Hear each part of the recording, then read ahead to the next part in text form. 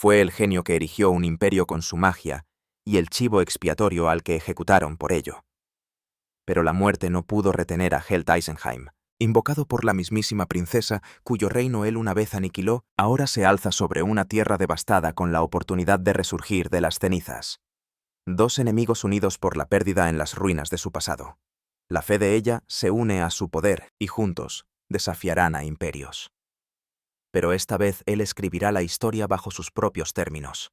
¿Qué ocurre cuando la venganza y la redención comparten el mismo sendero? Averigüémoslo. La historia arranca con un anciano llamado Milton que observa al joven con una expresión aterrada y afirma que es imposible. Él mismo se había encargado de su ejecución. Lo llamó el gran mago Eisenheim y le preguntó cómo era posible que estuviera vivo. Momentos antes, un ejército colosal se había congregado cerca del bosque observándolo con semblantes serios. El anciano se dio la vuelta con una sonrisa maliciosa, llamó a su majestad y le anunció que el báculo mágico estaba preparado. El rey agitó la mano y ordenó el ataque a voz en grito. Acto seguido, numerosos magos alzaron sus báculos y conjuraron círculos mágicos sobre sus cabezas. Desataron un ataque sobre el bosque con una magia potentísima, tras lo cual caballeros sobre grifos y corceles cargaron y empezaron a aniquilar sin piedad a los elfos que allí vivían. Al cabo de un tiempo habían acabado con todos los elfos y calcinado por completo el bosque que era su hogar. Finalizada la contienda, la comitiva regresó al castillo, y Milton, con una amplia sonrisa, proclamó a viva voz que el resultado era excelente, una victoria grandiosa. La magia de vuelo explosivo inventada por el maestro Held era ciertamente magnífica. Contemplar cómo perecían esos elfos fue increíblemente grato e incomparable. Se dirigió al rey y le preguntó: «¿Tengo razón? ¿A que sí?». El rey, abochornado al ser interpelado, se puso a toser mientras unas elfas le servían bebidas y fruta, y respondió que era verdad. Si él, el mago de la corte, lo afirmaba, no podía sino estar de acuerdo. Había hecho un trabajo excelente. Se dirigió al gran mago y le pidió que se levantara. Nuestro protagonista alzó la cabeza y expresó su gratitud por tales palabras. No obstante, la magia de vuelo explosivo está diseñada exclusivamente para la guerra. Su único propósito es arrebatar vidas. Ahora que las naciones vecinas han sido sometidas, ya no es necesaria. Deberían aprovechar esta ocasión para permitirme desarrollar las bases teóricas de una magia que pueda usarse con fines pacíficos. Milton le ordenó a gritos que guardara silencio. ¿Cómo osaba, siendo un mero mago, dirigirse directamente al rey? ¡Qué impertinencia! Se giró hacia el rey y le preguntó: «¿No es así?». Su majestad pareció desconcertado por la situación, pero aún así le dio la razón y lo tildó de insolente. Afirmó que ahora que la nación de los elfos, la que más problemas había causado, había sido completamente aniquilada, ya no había necesidad de guerras en el futuro cercano. Esto significa que este hombre útil solo para la guerra ya no sirve para nada. Digo lo correcto, ¿no es así?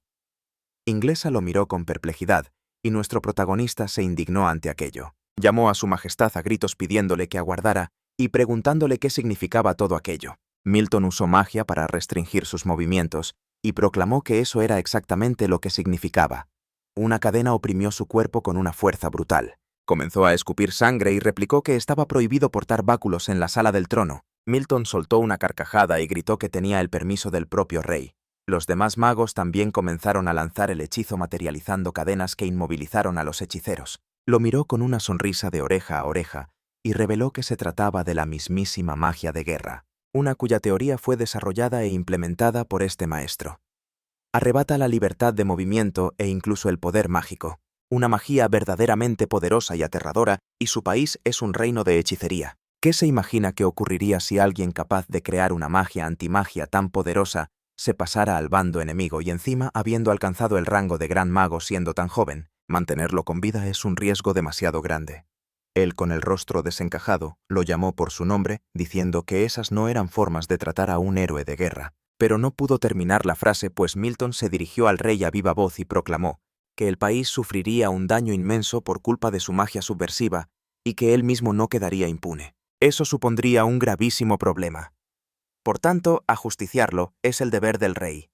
Al fin y al cabo, hasta un héroe, una vez que llega la paz, se convierte en un simple matarife. Si su cabeza se exhibe como trofeo de un criminal de guerra, entonces las infracciones a las leyes militares durante la batalla contra los elfos podrán ser convenientemente olvidadas. Y por encima de todo, la autoridad de su majestad Se verá como justa y no hará más que crecer. Al oír aquello, Inglesa se llenó de júbilo y proclamó a los 4 vientos que ordenaba la ejecución de ese gran mago. Que los guardias lo apresaran. Estos derribaron a Hel al suelo con sus armas mientras él gritaba que aquello era un absoluto disparate. ¿Pero qué hacían? ¿Se habían vuelto todos locos? Milton se le acercó y sentenció que los criminales de guerra no necesitan juicio. En nombre del rey, él mismo le daría pasaporte allí mismo. Añadió con una expresión de gozo que, a pesar de todo, había llegado a ser un gran mago a una edad insultantemente joven. Lo suyo sería la crucifixión, pero por la clemencia del rey se le concedía la decapitación. Hel lo miró fijamente y con semblante serio le advirtió que no lo hiciera, que jamás se lo perdonaría. Milton ignoró por completo la amenaza y ordenó que su cuerpo fuera desmembrado y usado para alimentar a los cerdos. Acto seguido, el verdugo acabó con su vida de un solo y certero hachazo. Y así fue como el incomparable gran mago fue ajusticiado como un héroe para unos y como el peor criminal de guerra de la historia para otros. Se convirtió en una figura del pasado destinada a ser recordada en los libros de historia, o al menos así es como debería haber sido. En otro lugar, la reina de los elfos clavó una pequeña rama en la tierra y, usando su magia, proclamó que el tiempo debía retroceder. El Santo Grial, el rebobinador del tiempo, debía recordar la gesta heroica grabada en las estrellas, debía invocar ante ella a un héroe, y éste debía tomar su mano. Su deseo era el mago más poderoso de esta estrella. Observó el ritual con una fe inquebrantable en su magia, y exclamó que el héroe del pasado debía acudir a su llamada. La rama comenzó a levitar y a crecer a una velocidad vertiginosa, pero su semblante cambió por completo al percatarse de algo. La rama estalló y ardió con una violencia inusitada, dejándola completamente desolada, y rompió a llorar. Mientras se marchaba, musitó que ese era el último árbol sagrado. Y aún así no había funcionado. Estaba convencida de que casi lo había logrado. Iba a decir algo más, pero sintió una presencia y se giró hacia el lugar del ritual. Allí vio una enorme concentración de magia que agarró su báculo y comenzó a tirar de ella con fuerza.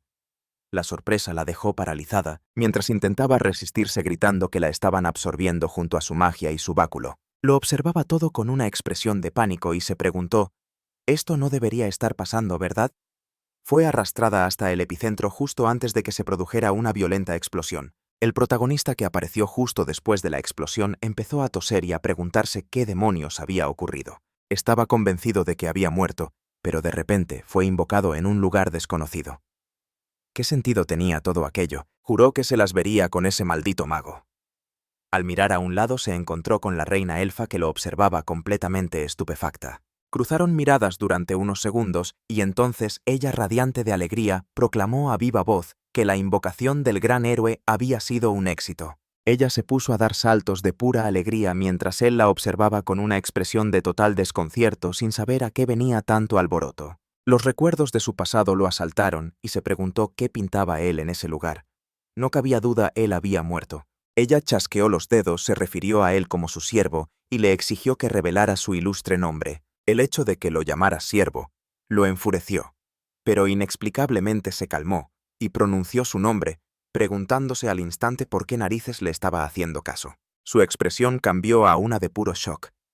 Le pidió que esperara un segundo, reconociendo al instante ese pelo rojizo, ese rostro y ese tono de voz. El pánico se apoderó de ella al recordar quién era él, y justo cuando él, con el rostro desencajado por la sorpresa, iba a articular palabra. El destino a veces es caprichoso y cruel, y orquesta los encuentros más insospechados, como por ejemplo el de una joven que soñaba con ver renacer su patria de las cenizas. Para ello invocó a un héroe que representaba su última esperanza, y el de un hombre marcado como traidor y ejecutado, a pesar de que su mayor aspiración siempre fue ser un héroe. Él permaneció inmóvil en su sitio mientras ella cargaba contra él. De forma totalmente inesperada, ella se abalanzó sobre él, lanzó una patada y le gritó a pleno pulmón que se muriera. Aunque aquello lo pilló completamente por sorpresa, logró esquivar el golpe por los pelos. Ella se giró de inmediato empuñando su lanza. Gritó su nombre, Rust, y le espetó que cómo se atrevía a presentarse ante ella. Había llegado el momento de vengar a los suyos. Ella empezó a atacarlo con una velocidad endiablada mientras él le gritaba que se detuviera. Ella era la primera princesa de Lefra. «Iris Lefrain, no es así». Le suplicó que se detuviera y no lo ensartara con la lanza. Se miró las manos que se regeneraban a toda velocidad y se dio cuenta de que si era completamente traslúcido, significaba que de verdad estaba muerto. Ella siguió atacándole sin piedad con la lanza, y él le insistió a gritos que se tranquilizara. Que ya estaba muerto. Harta de que él no hiciera más que esquivar sus ataques, anunció que en ese caso utilizaría la técnica secreta de la familia Lefrain, pero no tuvo tiempo de emplear su magia ya que él le sujetó la pierna y le ordenó que se detuviera. Observó su mano con aire pensativo y se preguntó en voz alta. ¿O sea que se puede canalizar maná para materializarse y sujetar algo? La estructura base es el maná, cuya forma varía en función del flujo de poder mágico. Jamás había visto algo parecido, así que decidió llamarlo Rey. La técnica se asemeja a la invocación, pero también incorpora elementos del sistema estelar celestial, ¿cierto? Recordaba haber leído algo similar en los textos antiguos. Por lo visto es una habilidad exclusiva de los altos elfos. Ella lo fulminó con la mirada y le exigió a gritos que dejara de analizarlo todo con esa calma pasmosa y la soltara. Él obedeció y ella se desplomó en el suelo al instante. Al ver la energía que emanaba de su propia mano, se preguntó, ¿otra vez? Y entonces lo comprendió todo. Le había impuesto una maldición de siervo. Disipar la magia de esa chica tan impertinente iba a ser complicado. Empezó a intentar deshacerla preguntándose qué clase de poder mágico poseía ella. Iba a ser imposible disipar aquello de forma instantánea. Sentada de espaldas a él, preguntó con voz afligida. ¿Por qué él de entre todas las personas estaba invocando a un héroe, pero no podía creer que él hubiera aparecido? Además, iba a invocar al mago más poderoso de este planeta. Había usado el último catalizador. El círculo mágico se disipó y jamás podría volver a crearlo. Se disculpó con toda su gente por la vida que les prometió. Ella había cometido un grave error.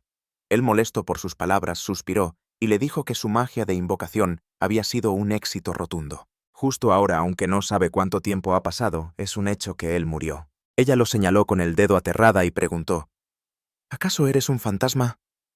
Con voz irritada, él le ordenó que se callara diciendo que habían pasado muchas cosas. No sabe si es un héroe o no, pero es culpa suya por haber deseado al mago más fuerte del planeta. Los grandes del pasado mueren y se convierten en candidatos a héroes. Esto se debe a que lo mires por donde lo mires, no existe un mago más fuerte que él. Se dio cuenta de que ella lo observaba con una sonrisa y comenzó a temblar, así que le preguntó qué le pasaba. Iris no pudo contener la risa y exclamó que hablaba de una forma muy patética, a pesar de estar muerto. Se le acercó y empezó a darle órdenes como si fuera un perro, y él las obedecía en contra de su voluntad. El prota se enfureció por esto y le gritó que dejara de burlarse de él. Ella le ordenó que se tumbara y ladrara, lo que lo enfureció aún más, y gritó a voz en cuello que la iba a liquidar. Ella lo miró con una sonrisa y le recordó que para él sus órdenes eran absolutas. Si volvía a decir algo insolente, lo trataría como a un perro por el resto de su vida. Él adoptó una postura de combate y gritó que al principio pensó en acabar con esos idiotas de los humanos, pero cambió de opinión. Tendría que acabar con todos los elfos y empezaría por ella. Ella también se puso en guardia y le preguntó a gritos qué acababa de decir.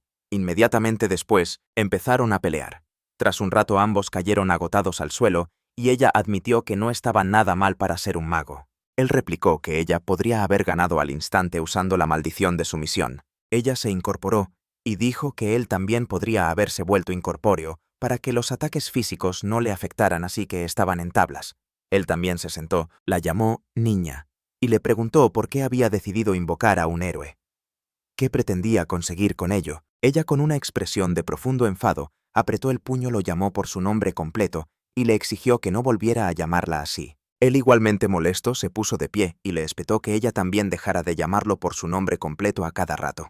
Ella estuvo de acuerdo y le dijo que como él estaba del lado de los que destruyeron a los demás, quizás no lo entendería. Sin embargo, aunque quemen los bosques con magia o esclavicen a los elfos, Lefaria no desaparecerá, no debe desaparecer. Esa es la pesada carga de lo que ella quiere proteger. Empezó a dar de comer a las ardillas mientras él decía que todo eso eran tonterías. Si tanto lo afirmaba, entonces debía protegerlo como es debido. No debería permitir que gente como él hiciera con su pueblo lo que se les antojara. Ella se giró hacia él visiblemente molesta y le dijo que no era quien para hablar de eso. Si tan solo él no estuviera allí. Se calmó, suspiró y admitió que ya no tenía sentido seguir con esa conversación. Él la llamó por su nombre y le preguntó invocarlo y usarlo, que si lo que quería era vengarse de English. ¿Había entendido bien? Ella estuvo de acuerdo y afirmó que la venganza era lo que anhelaba, pero sobre todo restaurar su patria. Quería hacer resurgir Leai en esta misma tierra primero a todos sus habitantes y después el territorio. Se trataba de una batalla para recuperar todo lo que perdieron y, en última instancia, su dignidad. De todas formas, no pensaba que English se fuera a quedar mirando sin hacer nada. Se levantó, empuñó su lanza y con un semblante serio declaró que debía hacerlo igualmente. Él se le acercó y con total calma le dijo que aquello era una completa idiotez. Ella, con una expresión de disgusto, le ordenó que se callara. Le importaba un bledo lo que él pensara. Tendría que clavarle los colmillos a su propia patria. Él asintió diciendo que era el momento perfecto. Justo tenía un pequeño encargo para ellos. Una joven herida llamada Aisha corría hacia ellos con el pánico reflejado en su rostro, gritándole a su señora que debían escapar de inmediato. Iris la llamó con preocupación, y la joven le advirtió que los habían localizado.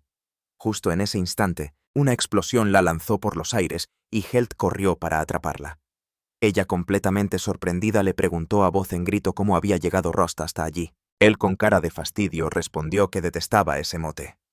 Desvió la mirada y añadió que, como de costumbre, eran unos brutos e imprudentes en todo lo que hacían.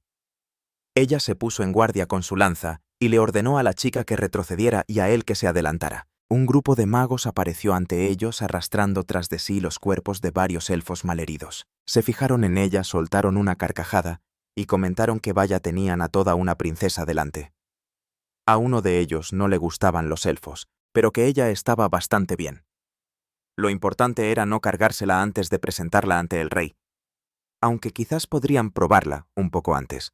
Estallaron en carcajadas mientras la observaban y le preguntaron a voz en grito qué pretendía hacer con ese bastón tan ridículo. Ellos iban armados con los bastones y la magia de última generación desarrollados por aquel gran mago. Su anticuada magia élfica no tenía nada que hacer contra ellos, ni aunque usaran todo su poder. El protagonista observaba todo con una mueca de asco y se preguntó si de verdad le había otorgado poder a semejantes esperpentos. Iris lo miró con cara de pocos amigos y le confirmó que así era. Sus crímenes eran innumerables, pero darle poder a escoria como esa era su mayor atrocidad. Él respondió que no tenía nada que alegar. Deberían escuchar antes de lanzarse al ataque. Estaba a punto de añadir algo más, pero el mago comenzó a conjurar un hechizo y gritó que todos iban a morir. Lanzó el hechizo Explosión de proyectil mágico. Tras el ataque comenzaron a reírse, llamándolos mindundis y diciéndoles que observaran bien. Se habían convertido en carbón al instante. El prota se acercó a ellos y, con expresión de fastidio, les recriminó que ni siquiera se habían molestado en comprobar nada y que habían atacado sin previo aviso. ¿Quién demonios los había entrenado? Se quedaron de piedra al verle y gritaron que era imposible. Después de todo, el ataque les había dado de lleno. Él los miró con total serenidad y les dijo que eso no funcionaba con él. Pero más importante aún, es que no lo reconocían. Lo señalaron y exclamaron que ese era el uniforme militar del oficial English, el distintivo de un gran mago. Pelo rojo, una mirada arrogante y descarada. Sencillamente no podía ser. ¿Acaso era él realmente el gran mago Eisenheim? Él les dedicó una amplia sonrisa y dijo que por fin se habían dado cuenta, panda de idiotas. Así es. Él era el jefe de su jefe. Uno de los soldados gritó que no intentara engañarlos. Era un impostor. Sin lugar a dudas, ese mago debió ser ejecutado como el gran pecador que es. Y así es. Él fue testigo de todo con sus propios ojos. No puede estar aquí, y mucho menos con los elfos. Si está fingiendo, debería currárselo un poco más con el disfraz. Están perdiendo el tiempo. Esta elfa se pondrá bien. Incluso si le cercenan brazos y piernas, con que siga respirando será suficiente. Deberían disparar a todo el mundo. Iris, con el rostro lleno de preocupación, abrazó a Aisha y le gritó que se agachara. Él los observó con una expresión serena, sopesando sus opciones. Para empezar, la magia de invocación que ella había empleado se desvanecería de forma natural si ella moría. Incluso sin recibir una orden directa, no le quedaba más remedio que proteger a su ama. En segundo lugar, no parecía que disipar la maldición del siervo fuera a ser tarea fácil. Para liberarse, no tenía más opción que ir levantando el hechizo poco a poco. No obstante, ahora mismo no disponía de los catalizadores necesarios. Parecía que por el momento la mejor estrategia era fingir que cooperaba con ella, ganarse su confianza y poco a poco debilitar la maldición del siervo. Les dedicó una amplia sonrisa y comenzó a desplegar su magia. Los soldados le gritaron llamándolo idiota y se preguntaron en voz alta: ¿Acaso cree que puede defenderse él solo? Empezaron a lanzar el hechizo explosión de bala mágica, pero no ocurrió absolutamente nada. Uno de ellos se fijó en su báculo y preguntó por qué la bala mágica no salía disparada. De repente la misma magia que habían lanzado se volvió contra ellos. Él los miró y preguntó con una sonrisa de suficiencia.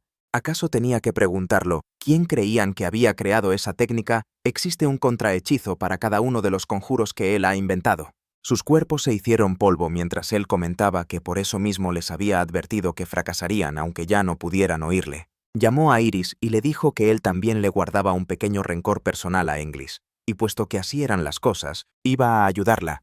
Iría y restauraría su orgullo.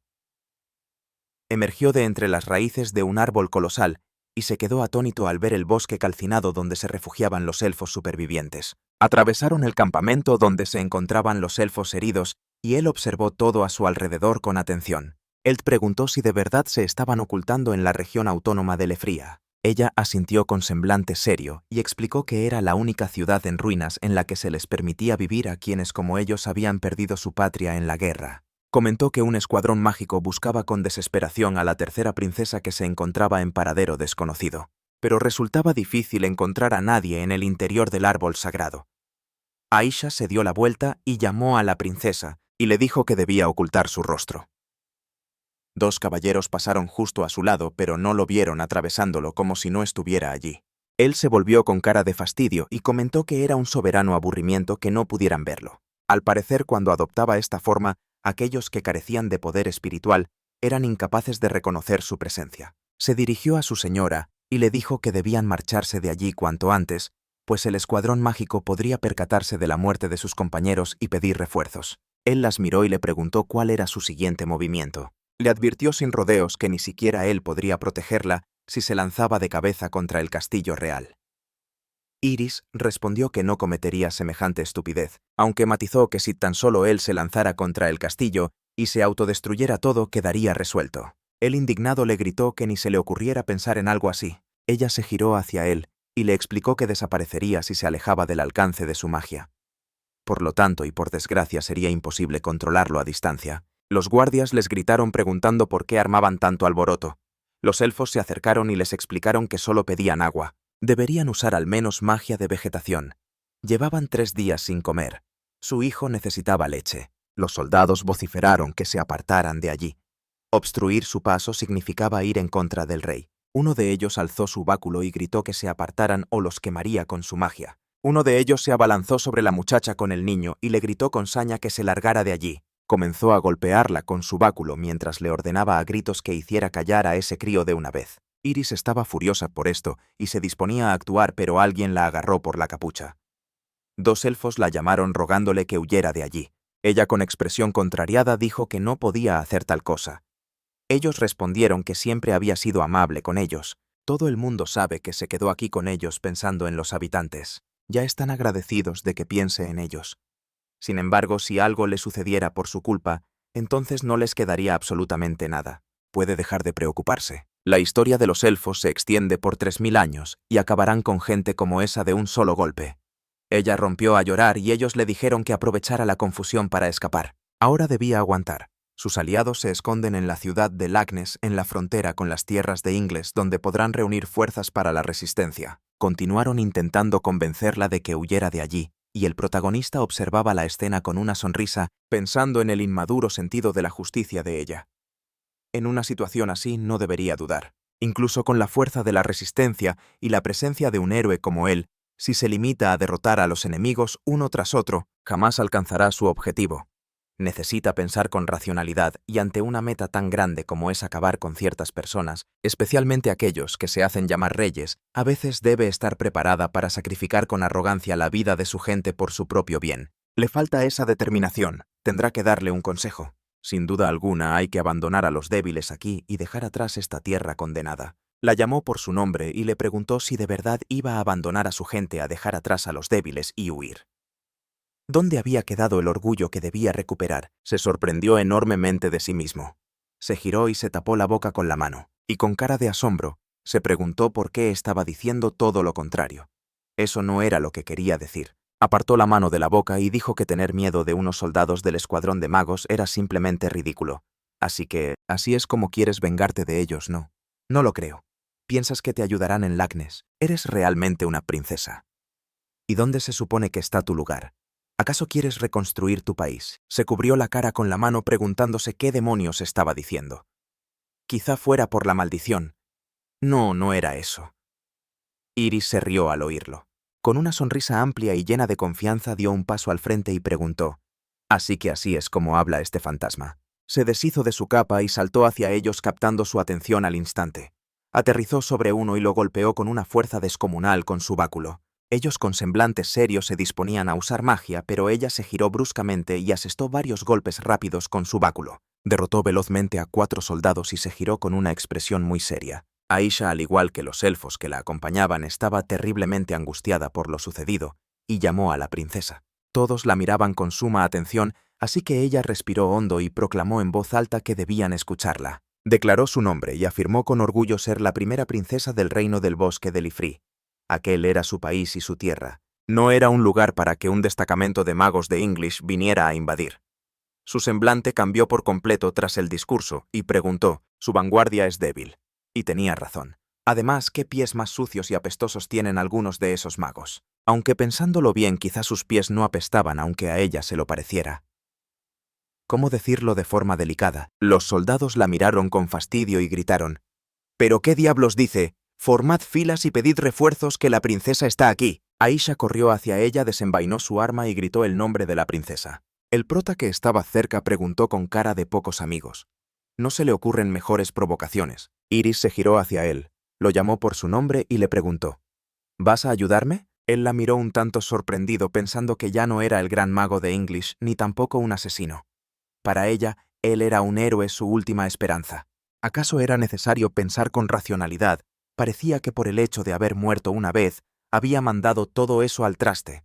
Sus palabras y su tono recientes revelaban un inmaduro sentido de la justicia, pensó. La llamó por su nombre y le dijo que como agradecimiento por no haber usado la maldición de sometimiento, iba a contarle algo. Comenzó a canalizar magia y con una sonrisa le dijo que la ayudaría como su señor que era. Mientras tanto, en el castillo, un hombre anunció a viva voz la llegada de una de las alas blancas de la Orden Nocturna de los Grifos. Lady Maria Owell acababa de llegar. El caballero se dirigió al comandante para informarle de que todos se encontraban ya reunidos en el salón del ala blanca. Caminaban juntos por el pasillo cuando él le pidió que convocara a los comandantes de división a una sala cuyo uso estaba reservado exclusivamente para la familia real. Pero ¿quién se creía que era iniciando guerras por su cuenta y riesgo, y expandiendo las fronteras? Mientras tanto ellos se las veían y se las deseaban simplemente para mantener las líneas de suministro. Lo llamó por su nombre Rickard y le advirtió que podían oírles. Luego sonrió y añadió que le preguntaría directamente a quien hubiera convocado ese supuesto consejo del ala blanca. Abrió la puerta de par en par y se encontró con Milton, quien estaba sentado a la mesa con un tipo llamado Henrik. Ambos la miraron con una sonrisa.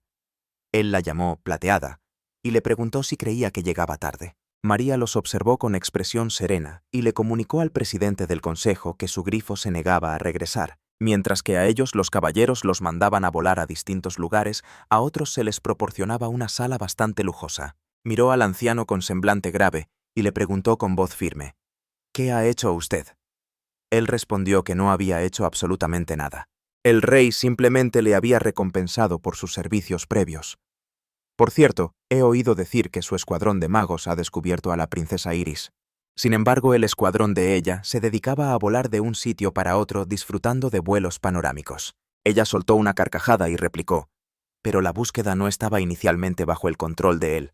Es más, tengo entendido que hasta ahora no ha habido resultados y que la reputación del escuadrón de magos ha quedado por los suelos. ¿Me equivoco?» Él le espetó que de hecho si hubiera capturado a Iris durante la guerra contra los elfos no habrían tenido que derrochar tanto dinero y esfuerzo. ¿Cómo iba a asumir la responsabilidad? Ella lo meditó un instante y con una sonrisa replicó que no pensaba hacerse cargo de nada. Su misión era derrotar al ejército de Lifrey y la cumplió. Que la princesa se hubiera escapado no era culpa suya. Si él no fuera tan cercano al rey, ella lo habría liquidado allí mismo en ese preciso instante. Él alegó que al acusarlo, ella le estaba faltando el respeto al mismísimo rey. Ella lo miró con una expresión de absoluto fastidio, lo llamó idiota y le dijo que dejara de esconderse tras la figura del rey. Con semejantes actos era él quien insultaba al propio monarca. Henrik les pidió que se calmaran y les recordó a los comandantes que no debían discutir. Ambos se giraron hacia él con evidente desagrado y le gritaron al unísono que no se metiera donde no le llamaban. María, con semblante serio, preguntó, por cierto, ¿qué hacía él sentado aquí en una reunión tan importante? ¿Y dónde estaba el comandante Helt? Milton respondió con una sonrisa que ya se había encargado de él. Por lo tanto, le habían asignado su puesto. Su presencia allí estaba más que justificada. Ella se quedó atónita al oír aquello y, con el rostro desencajado por la sorpresa, preguntó a voz en grito. ¿Acaso te has deshecho de ese hombre? ¿Qué demonios pretendía él? Con una sonrisa imperturbable dijo que no pretendía nada. Simplemente se había vuelto innecesario. A ella seguía sin gustarle nada lo que oía y proclamó con vehemencia que Helt era un héroe. ¿Acaso se daba cuenta de cuántas vidas en su país se habían salvado gracias a él? ¿Qué clase de estupideces estaba diciendo? Esto tenía que ser un error y era inútil hablar con él. Iría a preguntarle directamente al rey. Él la llamó a gritos y sentenció que en el salón del ala blanca sus palabras eran las palabras del rey. Por consiguiente, debía tomar asiento. Con una mueca de desprecio en el rostro, ella lo insultó en voz alta, pero aún así se sentó en su sitio.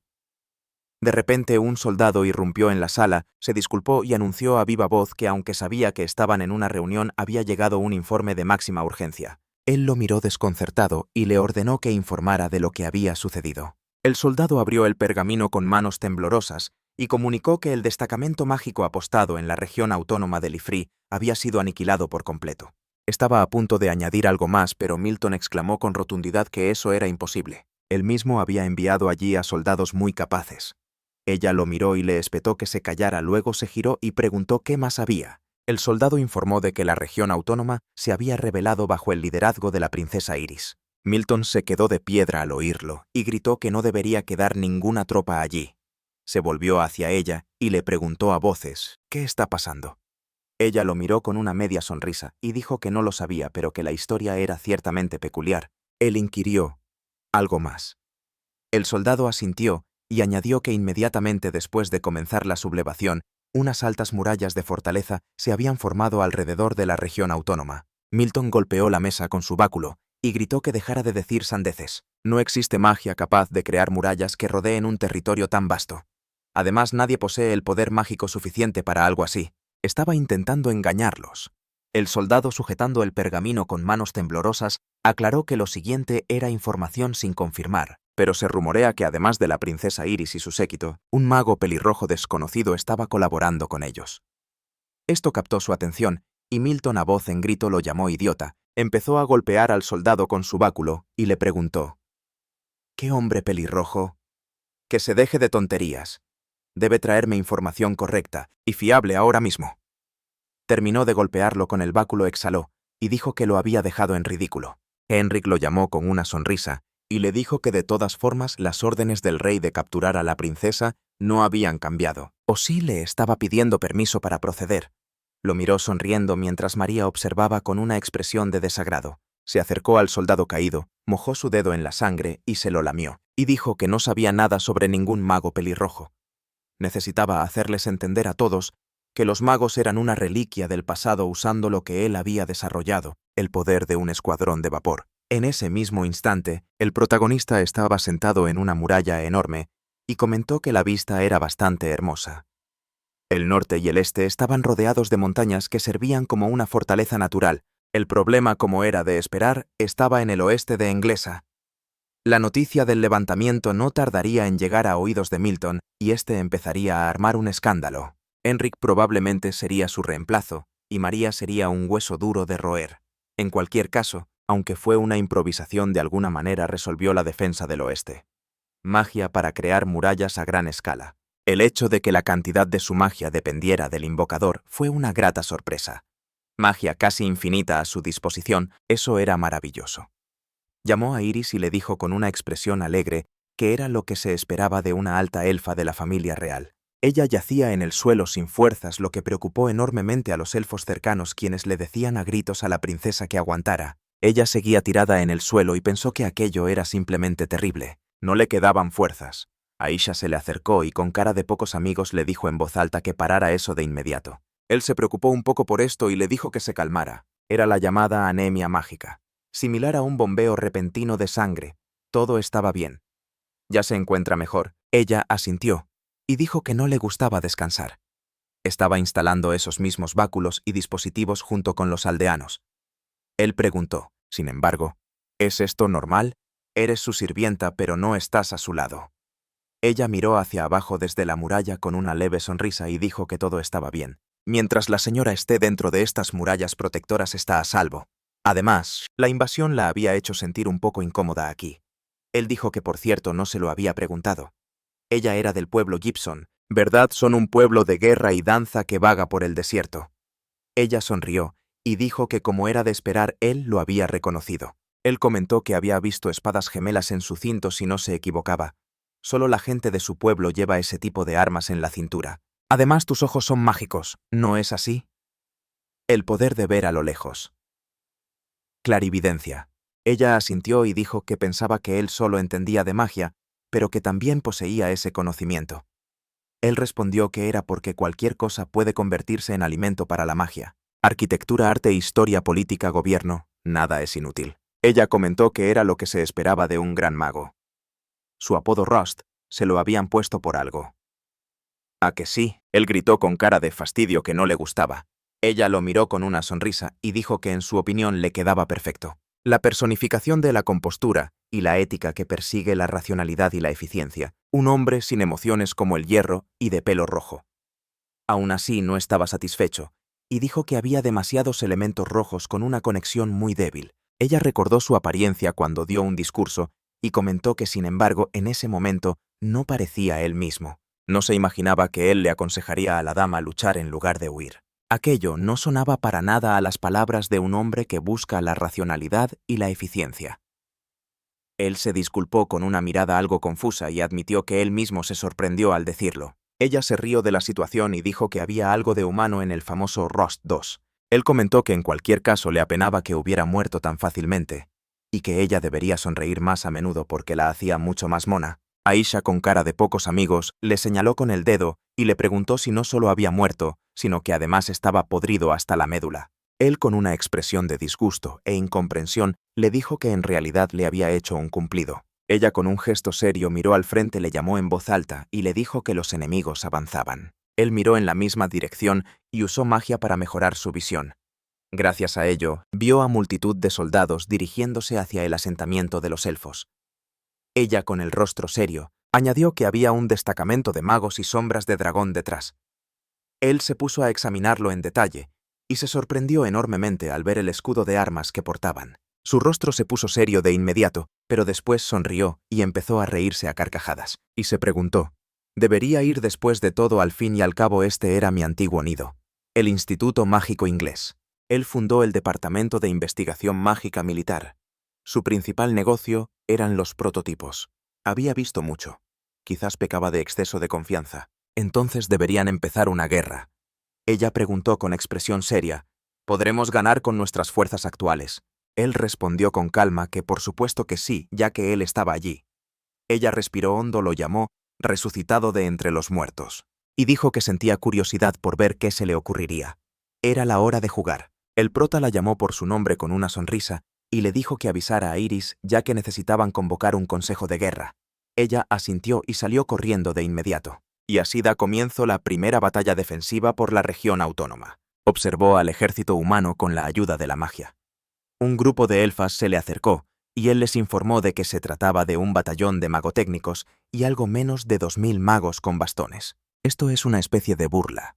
A fin de cuentas es un asedio, exclamó una de ellas con gesto serio diciendo que creen que ganarán fácilmente porque aquí solo hay mujeres, niños y heridos. Nos subestiman. Si quieren tomar esta fortaleza necesitarían traer aquí al menos a 100.000 hombres. Las otras elfas la apoyaron, pero Aisha, que estaba a un lado, preguntó por qué se enfadaban porque hubiera pocos enemigos. Cuantos menos enemigos, mejor no.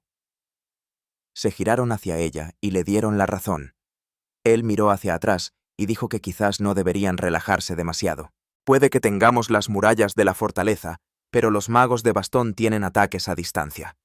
Sus fuerzas principales están en la retaguardia, y entre ellos se encuentran antiguos camaradas suyos. Francamente no sabe qué esperar de ellos.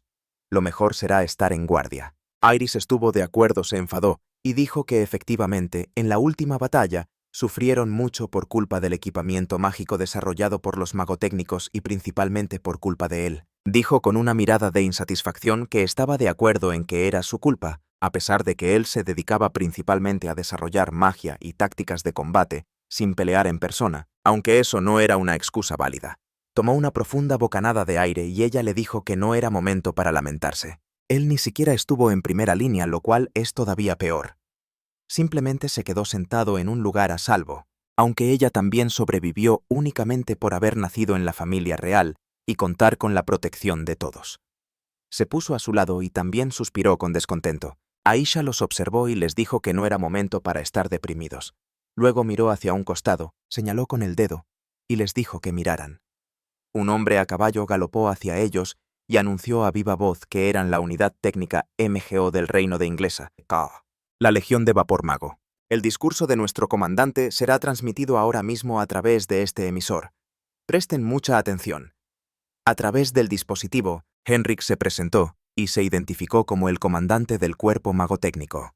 Al oírlo, Held pensó que al final ese tipo había ocupado su puesto. Declaró a gritos que sus acciones constituían una toma de poder ilegal y que jamás la aceptarían. Si abrían las puertas de inmediato y se rendían, se asegurarían de que el número de víctimas fuera el menor posible, por lo tanto debían abrir las puertas. Él suspiró con expresión serena y comentó que un mínimo de bajas era una noble preocupación, aunque claro era un misterio a qué se referían exactamente con un mínimo. ¿Qué iban a hacer? Iris dio una fuerte patada y exclamó que la respuesta era obvia. Se plantó al borde de la muralla, proclamó su nombre y se presentó como la primera princesa del reino del bosque Lafra. Protesto oficialmente contra la injusta ocupación y explotación por parte del reino de Inglesa. A partir de hoy la región autónoma de Lefra declara su independencia del reino. Por la presente proclamo el renacimiento del reino del bosque del Frey. Y si no están dispuestos a reconocerlo, o para decirlo de forma más sencilla, si tienen alguna queja, que se atrevan a atacar. Henrik montó en cólera al oírla y escuchó a Milton gritar. ¿Pero de qué demonios está hablando esa mujer? Independencia y el resurgimiento de un reino. ¿De verdad cree que nos vamos a tragar eso sin más? Que avance todo el escuadrón mágico de inmediato y preparen la caja negra. María, que estaba a su lado, se rió y comentó que no se imaginaba que la princesita perdida llegaría a montar este numerito. ¿Y qué le vas a decir al rey ahora? Él la miró con cara de pocos amigos y respondió que no tenía que explicarle nada a nadie. Solo tenemos que acabar con esto discretamente. Al fin y al cabo, el objetivo oficial de esta operación es administrar la autonomía y encontrar a la princesa. No surgirá ningún problema. Ella lo miró seriamente y dijo que por esa razón había rechazado la ayuda de su escuadrón.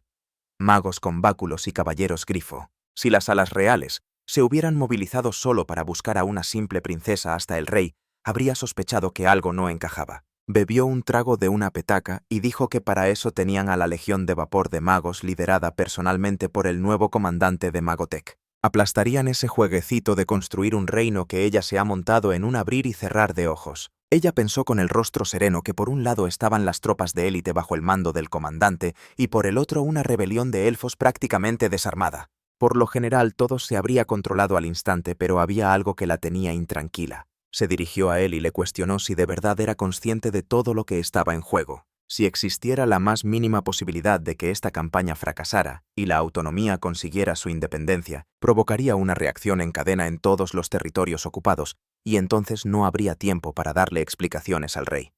Daría comienzo una auténtica pesadilla. Él se giró hacia ella con una mirada llena de confianza y le aseguró que el fracaso era imposible. No había ni una sola oportunidad de que eso ocurriera. Ella sabía que frente a la magia militar, los muros de una fortaleza no eran nada. Además, la caja negra contenía el arma más novedosa de la Legión de Magos de Vapor, Emis. Lo miró y sentenció que ya verían de lo que eran capaces. Él replicó que no debía dudarlo ni por un instante. Tomó el dispositivo llamado Henrik y preguntó si lo escuchaba con claridad. Antes que nada, la princesa debe ser capturada con vida. Podían arrasar con todo lo demás. Es más, para decirlo sin rodeos, Tenían permiso para desatar una verdadera carnicería. Los soldados comenzaron a prepararse para usar su magia y él gritó con fuerza que debían aniquilarlos a todos hasta el último de ellos. Que convirtieran la tierra en un páramo calcinado donde no volviera a crecer ni una brizna de hierba. Con una amplia sonrisa respondió que cumpliría sus órdenes al pie de la letra.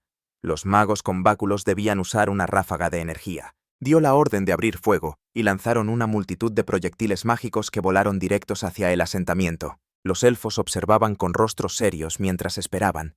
Los proyectiles impactaron y se produjo una explosión de enorme potencia. Al oír esto, Milton soltó una carcajada, los llamó idiotas y dijo que lo único que tenían que hacer era bombardearlos desde el cielo, que la guerra no les había enseñado nada, que no eran más que unos inútiles. María se giró bruscamente hacia él y le preguntó a gritos qué había sido esa explosión y qué demonios estaba pasando. Él también a gritos le dijo que mirara hacia allí. Henry, completamente sorprendido, exclamó que el muro de la fortaleza seguía intacto. La princesa y todos los demás estaban vivos. Quedaron atónitos al oírlo y preguntaron a voces qué significaba aquello. Momentos antes, cuando los magos acababan de atacar los elfos, se asustaron muchísimo y, presa del pánico, gritaron que ahí estaba esa luz otra vez. Aisha, con expresión grave, dijo que se trataba del mismo ataque que había calcinado el bosque y al ejército de Lifree en la batalla anterior. Iris añadió que habían vuelto a atacar con todo su poder. Solo con verlo se le ponía la piel de gallina. Pero no pasaba nada. Tenían que mantener la calma. Con calma llamó al protagonista y le dijo que lo contrarrestara rápidamente con su contramagia o como se llamase. Él se negó con serenidad y le explicó que no funcionaría. Ella se indignó y con cara de preocupación le preguntó a voces qué quería decir con que no funcionaría. ¿A qué se refería con eso? Él le explicó tranquilamente que la contramagia solo se activaba cerca de él. Si el ataque pasaba por encima de su cabeza, no había nada que pudiera hacer. Ella, angustiada, le preguntó en voz alta. Entonces eso significaba que habían malgastado toda su energía mágica construyendo el muro. Él se volvió hacia ella con una sonrisa socarrona y le preguntó si de verdad lo había olvidado. ¿Para qué creía que había estado corriendo de un lado para otro, precisamente para las varitas mágicas y esas instalaciones? ¿Cómo pudo haber pensado que él, el grandioso, entraría en el campo de batalla sin preparación alguna para luego quejarse por no saber qué hacer? Ella lo negó en rotundo diciendo que ni de broma, pero que si lo que intentaba era imitar su voz, le estaba dando un asco tremendo. Aisha desenvainó sus espadas y preguntó si podía ajusticiarlo. Él encendió un pitillo y dijo que para explicarlo de forma sencilla, esta batalla de verdad debería estar ganada antes siquiera de haber empezado. El comandante en jefe tiene que mostrarse orgulloso y lleno de confianza. Eso es lo que sube la moral. Una de las elfas dio la voz de alarma gritando que los proyectiles enemigos ya estaban encima. Ella le llamó a voces con cara de preocupación, pero él se echó a reír a carcajadas y dijo que era hora de empezar. Alzó la mano por encima de la cabeza y con una sonrisa dijo que observaran con atención porque iban a presenciar el gran conjuro del héroe. Creó multitud de círculos mágicos y activó el conjuro de la jaula del cuervo de hierro. Justo después, un montón de báculos instalados por la ciudad se activaron y dispararon proyectiles mágicos. Una lluvia de proyectiles similares surcó el cielo y los elfos lo observaban con caras de absoluta sorpresa. El prota observó la escena con calma y dijo que si el enemigo ataca desde el aire, solo tienen que derribarlo del cielo con una ráfaga de la misma potencia. Toda esa multitud de proyectiles chocaron entre sí y las explosiones retumbaron a una gran distancia de donde estaban. Henrik lo miraba totalmente impactado y preguntó: ¿Pero qué ha sido eso? Milton, muy preocupado, gritó: ¿Qué está pasando? Empezó a sacudir la mano con fuerza mientras repetía una y otra vez que era increíble. Tenía que comprobar qué había pasado allí. Miró hacia la muralla totalmente estupefacto y dijo que ni él mismo tenía ni la más remota idea. Él puso magia para verles las caras y se echó a reír, y dijo que tenían la misma cara que una paloma que se ha tragado una bola de fuego. Iris se volvió hacia los elfos y preguntó: «¿Estáis todos a salvo? Parece que los ciudadanos no han sufrido daños, lo cual es un alivio». Empezó a señalarle a la cara con gesto de enfado y le espetó que si ya lo tenía todo listo, podría haberlo usado antes por poco, y batimos el récord mundial de la destrucción más rápida de un estado recién fundado. Él, con una ligera sonrisa, explicó que aquel mecanismo era un báculo automático modificado basado en los báculos del cuerpo de magos del ejército. Es una versión simplificada y de corto alcance, por lo que era necesario dejar que se aproximaran todo lo posible. Es una de las opciones defensivas contra un ataque de ráfaga concentrada. Intercepta automáticamente con proyectiles cualquier objeto que entre en un área designada. La magia antiaérea definitiva. La jaula del cuervo de hierro. Estaban plagados de puntos débiles. Una vez que se sienten superiores, la gente es incapaz de dejar atrás los éxitos del pasado y sobreestiman su importancia. Esa soberbia interfiere con la autocrítica y les hace ignorar sus propias debilidades. Además, ella echó más leña al fuego con su desafío. Funcionó a la perfección. Es toda una profesional de la provocación. A que sí, pero se lanzaron a por nosotros, sin dudarlo, cegados por la ira y usando su ráfaga. Eso es lo que pasa cuando creen que una técnica que funcionó una vez funcionará siempre. Parece que están desconcertados y no saben cómo reaccionar, así que si vamos a actuar, el momento es ahora. Ellas lo miraron y preguntaron, ¿acaso disfruta de la guerra? Pues sí, su país sufrió a manos de un psicópata como él. Sin embargo, y aunque sea desagradable admitirlo, se alegra de que ahora esté de su parte. Aisha la llamó y le dijo que sinceramente había sido alucinante. Ella no entiende de magia, pero la táctica de la andanada múltiple requiere una cantidad ingente de maná. Todo es gracias a su energía mágica inagotable. Ambas se miraron con cara de no entender nada y se quedaron calladas. Iris admitió que estaba equivocada. Incluso si tuviera un suministro infinito de maná, sería imposible activar tantos hechizos a la vez. Es necesario formular miles de fórmulas mágicas en la cabeza. De lo contrario, no serías capaz de hacerlo a tiempo. Además, controlar una magia tan compleja sin el apoyo de una varita es sencillamente impensable. Incluso en un grupo de magos, ellos usan varitas especiales y a duras penas pueden lanzar un único hechizo después de una sola preparación. Ella también había estudiado magia desde la infancia y es considerada poderosa entre los elfos, pero lo de este tipo es otro nivel. ¿Qué demonios le pasa por la cabeza? El protagonista se giró hacia ella, la llamó por su nombre y le dijo que tenía que darle esa cosa. Ella lo miró con expresión perpleja y le preguntó a qué se refería. Él, con cara de pocos amigos, dijo que cuando él dice esa cosa, ella sabe perfectamente de qué se trata. Además, apenas usaba la magia de comando y lo estaba desequilibrando. Era la hora de la retribución para quien osó tocar al pájaro enjaulado. Llegó el momento de saldar cuentas.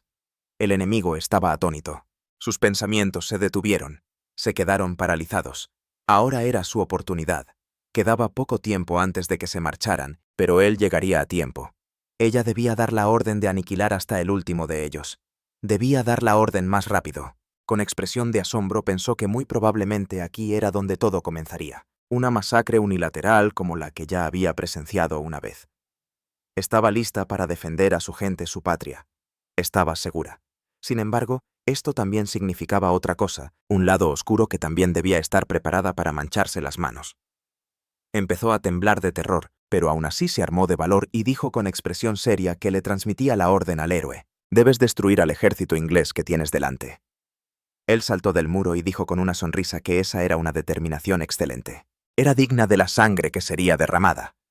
Miró hacia abajo con una amplia sonrisa y proclamó en voz alta que aceptaba esa orden. El protagonista aterrizó desde una altura descomunal y dijo que atacar en solitario estaba bastante bien. Ahora pondría a prueba cuán efectiva era su nueva magia contra ejércitos enteros. Era hora de comenzar el experimento. Sus viejos amigos debían luchar con todas sus fuerzas. Se ajustó el guantelete y proclamó con una sonrisa que era hora de iniciar el contraataque. Los soldados con cara de espanto dijeron que no había funcionado. ¿Acaso los proyectiles no explotaron antes de tocar el suelo? Quizás los magos defensores de la fortaleza se habían pasado a su bando. No puede ser. Dicen que todos murieron. Además, los números son completamente incomparables.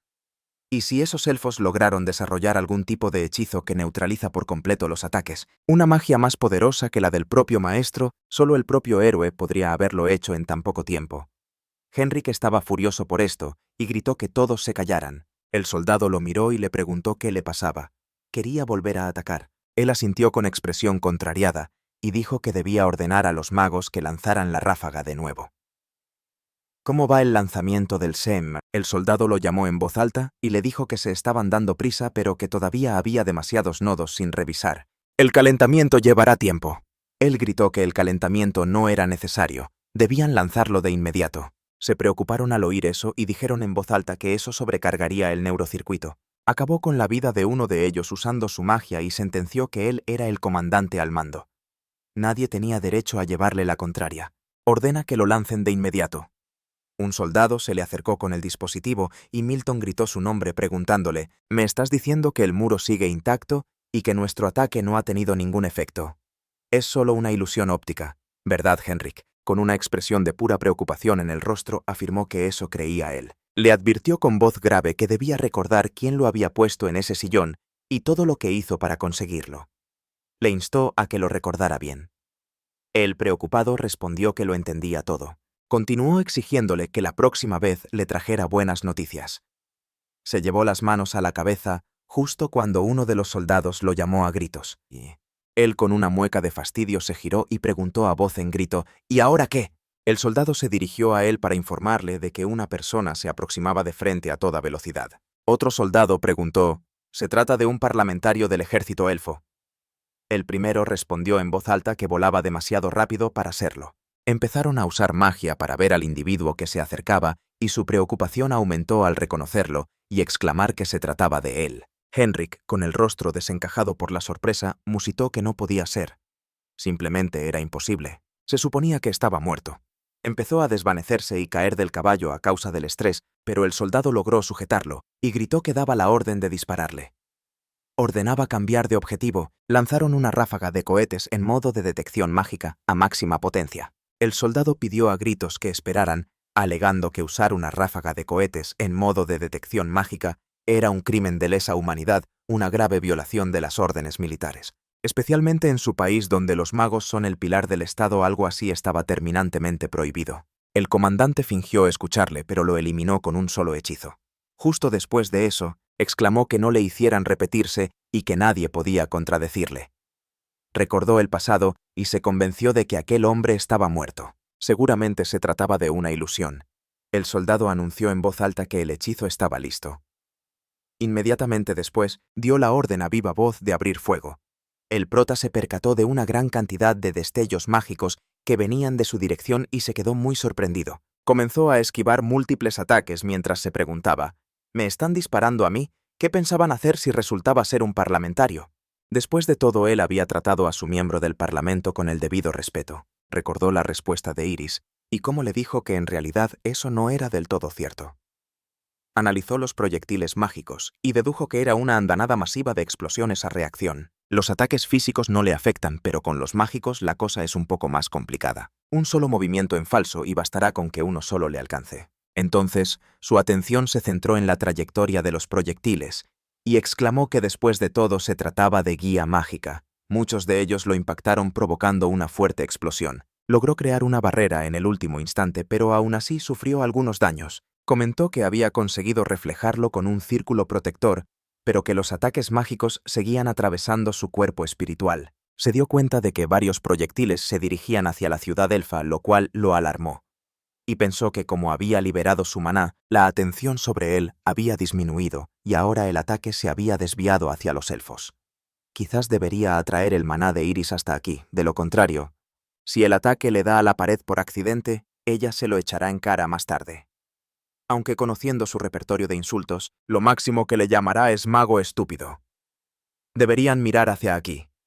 Liberó un potente pulso de energía y todos esos proyectiles se giraron hacia él. Los elfos se preocuparon por esto y le pidieron a gritos que volviera en sí. Ella se desmayó por el agotamiento mágico, no sin antes llamarle mago idiota. En ese mismo instante, él se miró la mano y dijo que ahora debían intentar evitar fisuras en el flujo de maná. Quería probar algo. Usó magia de análisis y los proyectiles cayeron dentro de los círculos mágicos que él creó. Desaparecieron y él comentó que por supuesto la fórmula mágica no había sido alterada en lo más mínimo. Gracias a ello fue capaz de desmantelar el hechizo con un circuito de desmontaje increíblemente simple. Es tremendamente aburrido. De repente un sonido extraño captó la atención del protagonista, quien se preguntó con sorpresa: ¿qué es eso? Los elfos también estaban perplejos ante aquel sonido siniestro y espeluznante. Iris ahogó un grito de asombro. ¿Por qué está llorando? Asia llamó a la princesa y exclamó: «La caja negra se está abriendo». Todo a su alrededor se iluminó con una llama resplandeciente. Un símbolo mágico envuelto en llamas se materializó en el aire y algo comenzó a surgir desde el interior de la caja. Él, al observar el efecto, maldijo y exclamó con sorpresa: «¿Acaso será?». La marioneta de vapor de Ena. Se trataba de una aterradora y enorme criatura que empuñaba una espada igual de descomunal. El protagonista sonrió y exclamó con admiración: «Vaya, Henrik de verdad lo ha conseguido. Ha completado la creación de esta marioneta de vapor». El prota se alegró. Eso es. Este es él el verdadero Henrik». El creador, al oír sus palabras, esbozó una amplia sonrisa. Iris y sus súbditos observaban la escena con una mezcla de atención y cansancio. El protagonista se dirigió a la marioneta instándola a que le mostrara su respuesta de inteligencia y eficacia. Abrió los brazos de par en par y se preparó para la acción. Henrik recordó lo que pasó 10 años atrás en la academia. Khan se le había acercado para decirle que esta vez había batido el récord obteniendo el primer puesto en el examen de magia. El joven le dio las gracias. Khan continuó: «Los profesores elogiaron especialmente tu ensayo», pero Henrik se mostró indiferente. Al pasar por el patio, los estudiantes se fijaron en el prota, que estaba sentado bajo un árbol absorto en la lectura de un libro. Dijo Khan: «Mirad, Henrik, el prota se está saltando las clases otra vez.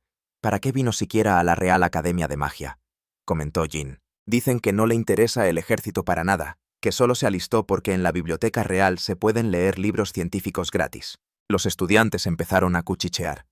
«Ah, el pelirrojo ese. Ni siquiera está claro de qué familia proviene. Ni siquiera es noble, ¿a que no? Además siempre mira a los demás por encima del hombro». Henrik observaba al protagonista con una sonrisa. De pronto Khan dijo desconcertado: «Un momento. ¿No es él quien siempre queda segundo en los exámenes?». Jin confirmó que era cierto y añadió que había oído que un hechizo que inventó recientemente había sido adoptado de forma oficial. Aquello fue toda una revelación para Henrik. Miró al protagonista con absoluto asombro. Khan añadió que se decía que, aun siendo estudiante, ya estaba desarrollando nuevos báculos de combate y artillería mágica. Jin exclamó: «¿Lo dices en serio? Eso es una auténtica locura. Si alguien como él se une al ejército, quizá llegue a conseguir el título de gran maestro, algo que nadie ha logrado en 100 años». Henrik escuchaba con interés la conversación de sus compañeros. El resto de los estudiantes reaccionó a las palabras de Jin con carcajadas. Vaya para ser un bicho raro. Jin tenía una respuesta sensata, pero quién sabe. Y ahora Henrik, mirando al protagonista, pronunció su nombre con fastidio. El protagonista activó su arma mágica e invocó una bala mágica perforante. Apuntó su ataque contra el enemigo, pero el proyectil explotó al chocar contra la armadura del enemigo, sin causarle daño alguno. El prota maldijo. No había funcionado. Emmes contraatacó con un golpe devastador que Held a duras penas logró esquivar. La fuerza del golpe enemigo abrió una brecha en el muro de piedra tras el que se encontraban Iris y sus esbirros. El protagonista volvió a soltar una maldición. Al ver el destrozo, Iris apareció por detrás del muro y le gritó furiosa al protagonista llamándolo idiota. Held masculló: «¿A qué vienen tantos gritos? Será mejor que la ignore». Si gritaba significaba que seguía viva. Miró al enemigo y pensó: «Aún así, esta marioneta de vapor. Una vez construí un prototipo por diversión y ahora la han reforzado hasta lo increíble. Su armadura es más gruesa y su velocidad es demencial». El protagonista apenas consiguió esquivar de nuevo el veloz ataque del enemigo. El prota retrocedió de un salto a una distancia segura y murmuró: «Este no es un nivel que se alcance simplemente invirtiendo dinero. Un núcleo mágico capaz de soportar fuerzas tan intensas. ¿Cómo demonios ha podido crear algo así?». Activó de nuevo su arma e invocó otro proyectil mágico. Y una vez más, vio que todo era en vano. Held reflexionó: «Estoy en un aprieto. No solo tendría que haberme dedicado a investigar, sino también a mantenerme en forma cuando estaba vivo». Se preguntó si su nuevo cuerpo se estaría regenerando bien. De repente, la voz de Iris resonó en su cabeza. Le llamó por su nombre y preguntó si podía oírla. Le informó de que había enlazado su visión con la de Aisha y que ahora veía todo a través de ella. La soberana le pidió que le cediera el control de su cuerpo. Ella se encargaría de las técnicas de combate mientras él debía centrarse en cómo derrotar a esa muñeca. Le preguntó para confirmar. Seguro que tenía alguna idea de dónde estaba su punto débil. Held miró a su oponente y dijo con una sonrisa de suficiencia: «Por supuesto. ¿Acaso ha olvidado quién soy?». Continuó: «Conexión corporal», dijo. «El uso de la magia élfica de marionetas». Ya lo entendía. Iris le ordenó a Aisha que observara el campo de batalla. La sirvienta respondió que lo haría lo mejor posible. Iris se transfirió al cuerpo del protagonista y exclamó: «¡Empezamos!». Una feroz batalla estalló entre Emes y el protagonista. Ethan exclamó: «Parece que Emes lleva la delantera». Henrik gritó con malicia: «¡Excelente! A este ritmo Helt será aniquilado». De pronto Ethan exclamó: «Es más probable que esa máquina no identificada sea derribada pronto».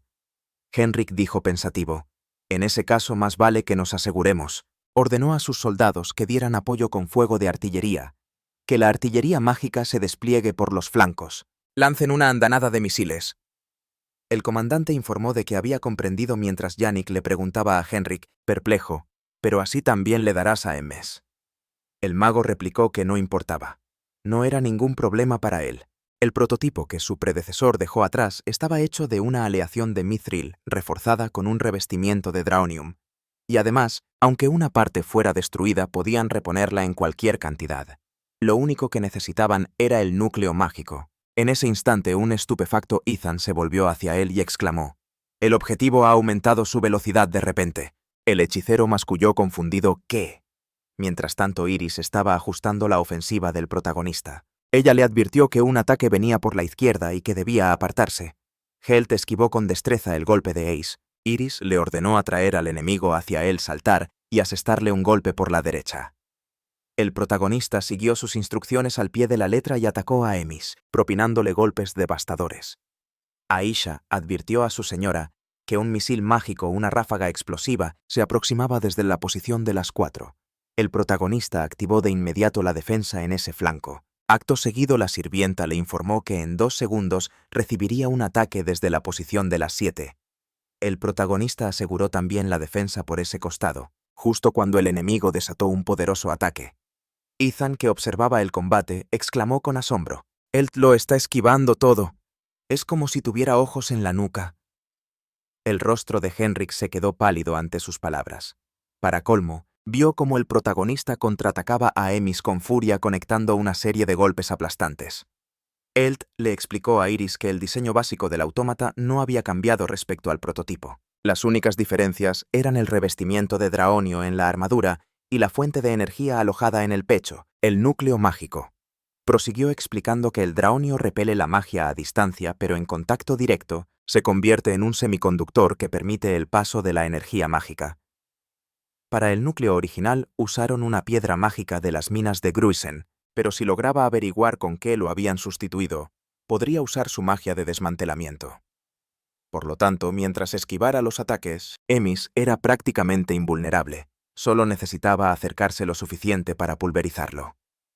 Aisha dio la orden de proceder, y tanto el protagonista como Iris se lanzaron contra el autómata. Entonces ella les dijo que le dejaran el resto a su cargo. El protagonista concentró poder mágico en su mano, la extendió hacia Emis y le gritó a su enemigo: «¡Bien! Primero, muéstrenme la verdadera naturaleza de ese núcleo mágico». El protagonista activó un análisis mágico y escaneó al autómata. Lo que descubrió los dejó paralizados tanto a él como a Iris. La princesa abandonó el cuerpo del protagonista y regresó junto a los suyos. Aisha, desconcertada, le preguntó por qué se había apartado. Luego preguntó: «Helt, ¿qué ocurre? ¿Debo destruir el autómata?». El protagonista soltó una carcajada, primero suavemente y luego con más fuerza. Una risa con un toque siniestro. Tras calmarse, exclamó: «Vaya qué brillante es Henrik». Así que resolvió el problema de reiniciar el núcleo mágico de esta forma. De verdad usó los cuerpos sin vida de los elfos. Tras un momento de silencio, Aisha le explicó a una horrorizada Iris que el núcleo funciona a la vez como recipiente de la magia y como cerebro del autómata, y que aquellos cuya existencia misma está ligada a la magia son los más compatibles. El protagonista rió por lo bajo. «Elfos. Sí tiene lógica. Pero ¿qué clase de blasfemia, qué demencia es esta? Debo admitir que la determinación de Henrik para llegar a cualquier extremo es de admirar». En ese preciso instante, el hechicero envió a su comandante al flanco de ataque y ordenó a los guerreros que prepararan sus armas. El protagonista repitió el nombre Henrik en voz alta varias veces y confesó que al principio su intención era destruir ese autómata mágico, pero que había cambiado de parecer. Observó detenidamente a Emis y sentenció: «Ahora lo entiendo todo». Los soldados de Henrik se lanzaron al ataque, pero el protagonista creó una barrera protectora con autómatas recién materializados y repelió todas las embestidas. Devolvió los proyectiles del enemigo contra ellos mismos. Una abrasadora nube de energía comenzó a formarse a su alrededor. Henrik Grimst apenas podía creer lo que estaba sucediendo. El torbellino ígneo arrasó con todos los que habían osado atacar al protagonista. Eld sonrió de forma siniestra. Cuando el humo se disipó, Henrik vio que tras el protagonista se alzaban sus muñecos, sus enemigos, experimentando una transformación de poder mágico. Henrik, sin dar crédito a sus ojos, gritó desesperado. El protagonista, fulminándolo con la mirada, habló. Había recuperado su creación de vapor mago. Oía con total claridad las voces de los muñecos. Le decían que los usara. Eso era exactamente lo que le estaban diciendo. El protagonista abrió los brazos de par en par, y las voces de sus muñecos inundaron el aire. Un día después de la academia, Henrik regresó a casa. Las criadas se inclinaron respetuosamente ante él y lo escoltaron a los aposentos de su hermana Salame. Tras llamar a la puerta, entró con una sonrisa y dijo: «Parece que hoy te encuentras mejor». La joven lo recibió con alegría, sosteniendo un pequeño ramo de flores, y exclamó: «¿Cuándo has vuelto?». Su hermana intentó incorporarse, pero empezó a toser. Henrik, aterrado, le rogó que no hiciera esfuerzos. «No te preocupes, estoy bien». Salame volvió a recostarse. Él le entregó las flores a la criada y le comentó que acababa de pasar por las tumbas de su padre y su madre. Solo se había pasado un momento. Tenía que volver pronto al laboratorio. Salame respondió con voz apagada: «Lo siento». Luego le preguntó: «El Instituto de Investigación es ese lugar donde se crean hechizos nuevos, ¿verdad? Debes de estar muy ocupado». Henrik le contestó que era inevitable. Tras graduarse en la academia, obtuvo un máster en magia por la universidad y fue aceptado de inmediato en el cuerpo de élite con el rango de teniente. Añadió que el ejército se había estado expandiendo últimamente y que todos los oficiales estaban confinados en el Instituto de Investigación, sin poder salir. Salame se rió y comentó: «Eso es bueno.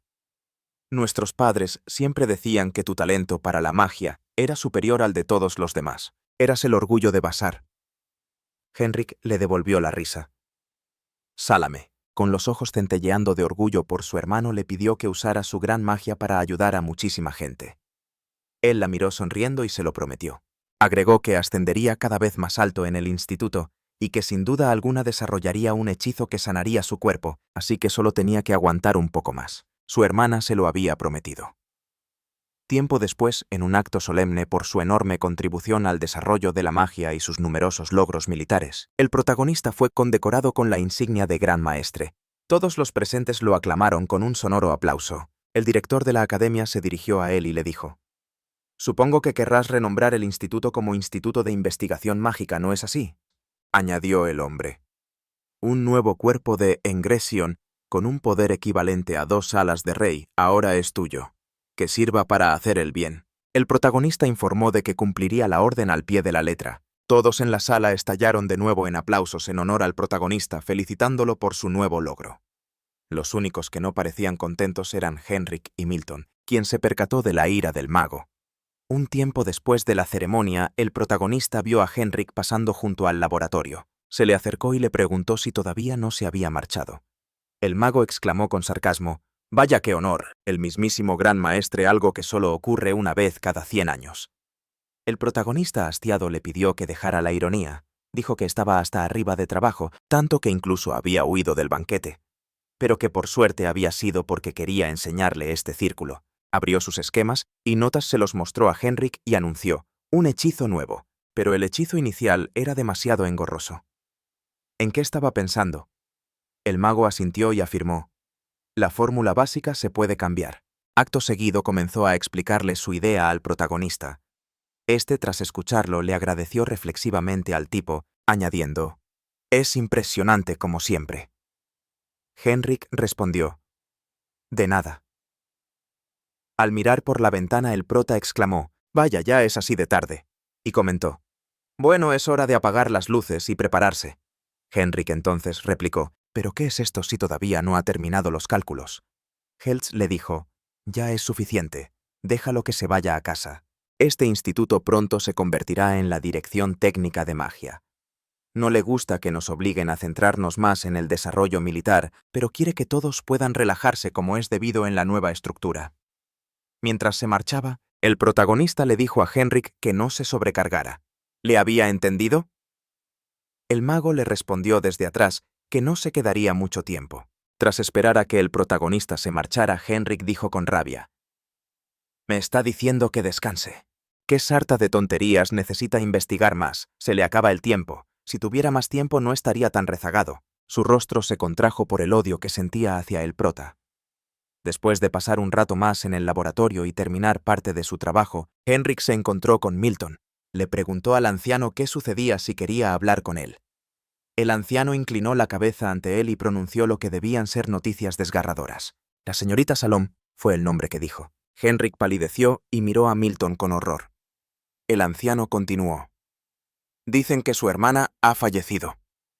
Las piernas del mago flaquearon y cayó de rodillas. Sin poder creer lo que oía, murmuró: «Mi hermana.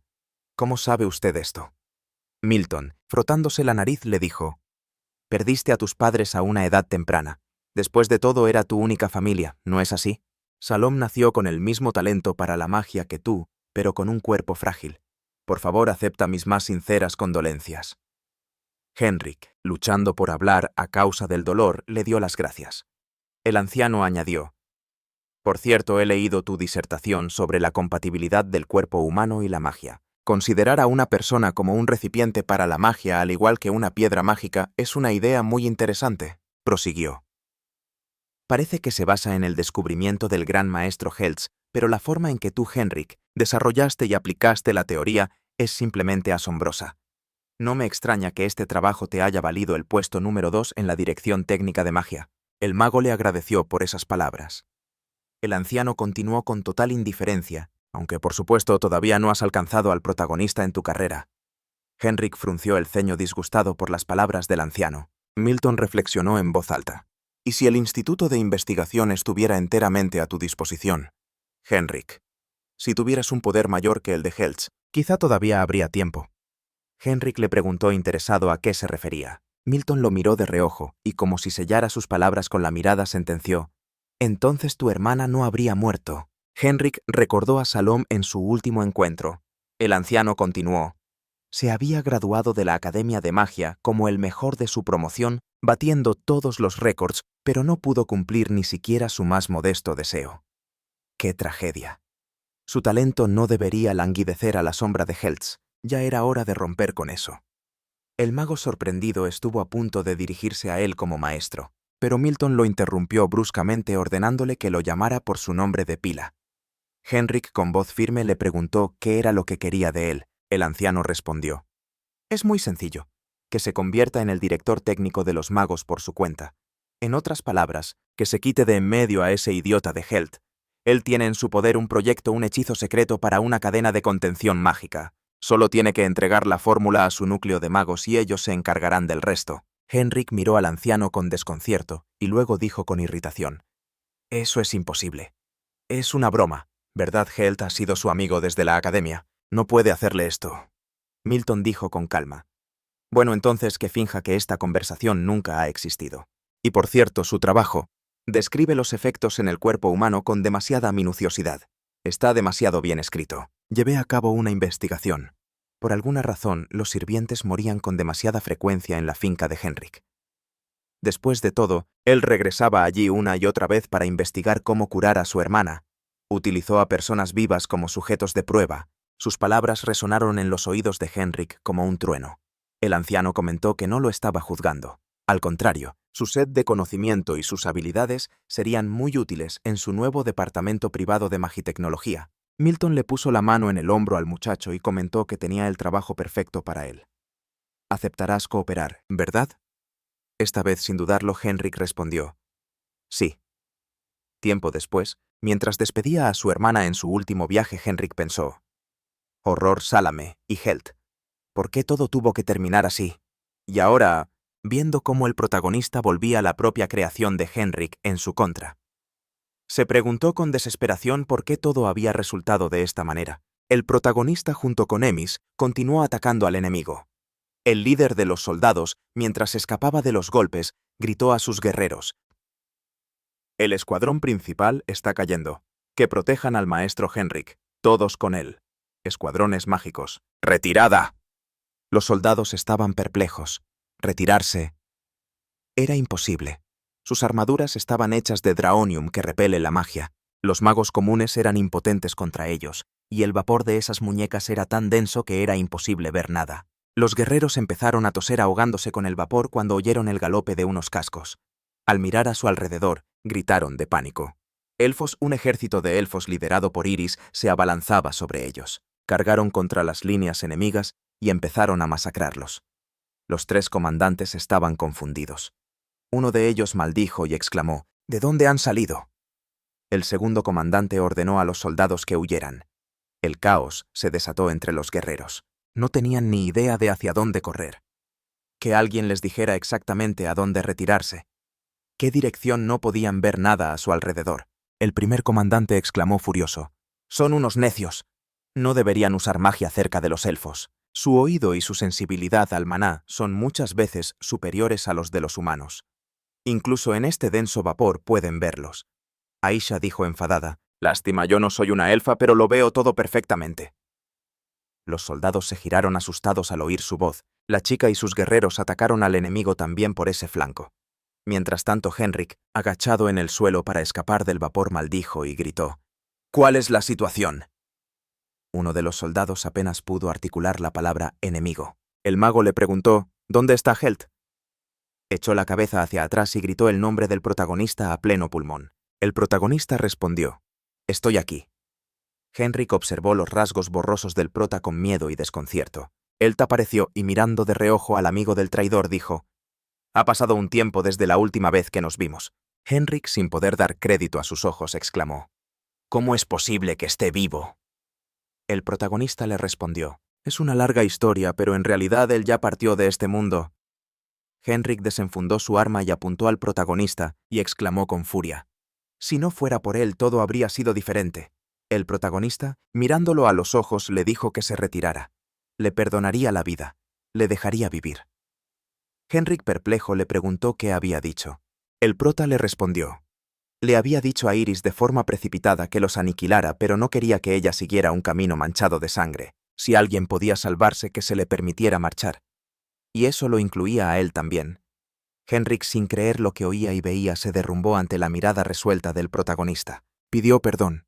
«Helt». Su rostro se ensombreció por la ira. Dijo que había llegado a esto porque ese vejestorio de Milton lo había liquidado. Y que había sentido la oscuridad en el corazón de Henrik, pero no había hecho nada. Era su culpa. Le perdonaría por ello. El mago inclinó la cabeza, incapaz de soportar las palabras del protagonista. Su fiel asistente Yannick había hablado y eso era todo. Tenían que retirarse.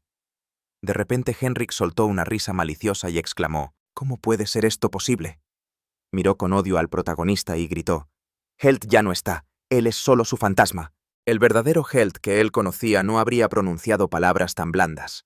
El demonio al que dio fin tenía que ser malvado. Tenía que serlo. Era desagradable mirar a Henrik con el rostro desfigurado por la malicia. El protagonista suspiró profundamente. Yannick, agarrando las riendas del caballo, bajó la mirada en silencio. Henrik le dijo al protagonista que le permitiera dispararle. Gritó, ahogándose en odio, que acabara con él. El prota con calma lo llamó por su nombre. Henrik gritó histéricamente: «Ya no puede echarse atrás. No desde que se manchó las manos. Si no le dispara, entonces él mismo se quitará la vida». El mago gritó su nombre de forma histérica y prolongada, instándole a actuar. El prota levantó la mano en silencio, activó una aguja mágica desde su dedo y atravesó a su antiguo amigo. Henrik cayó con los brazos extendidos. El protagonista lo miró fijamente por un instante y luego dijo: «Es un necio». Yannick se inclinó cortésmente ante el protagonista y se dirigió a él por su nombre. Él le dijo que no quería encontrarse con él de esta manera. No tenía sentido continuar esta contienda, que reuniera a sus tropas y se retirara. Yannick le informó con presteza. En ese momento se escuchó un sonido proveniente del auricular de Henrik. El protagonista lo recogió y oyó la voz de Milton preguntándole al mago: «Iris fue capturada, ¿verdad? ¿Qué le pasa? ¿Por qué Henrik no contesta?». El protagonista respondió: «Henrik ha caído. Tanto la Brigada Mágica como los soldados de vapor fueron aniquilados. Milton exclamó desconcertado: «¿Quién es él? ¿A qué unidad pertenece?». El prota le dijo en voz baja que recordara no volver a ponerle sus sucias manos encima a la pulga. El anciano, reconociéndolo, dijo asombrado: «Esa voz, esa... no puede ser. Eres tú, Helt». El protagonista dijo con rabia: «Ya te lo advertí». Helt pensó en Henrik y dijo para sus adentros: «Pero yo tampoco puedo volver atrás ahora». Yannick, mientras reunía a su ejército, recordó cómo una vez se acercó al protagonista con una propuesta de parte de Henrik, pero Helt lo había echado a patadas. El muchacho estaba a punto de protestar, pero el protagonista pronunció su nombre con severidad y el guerrero se amilanó.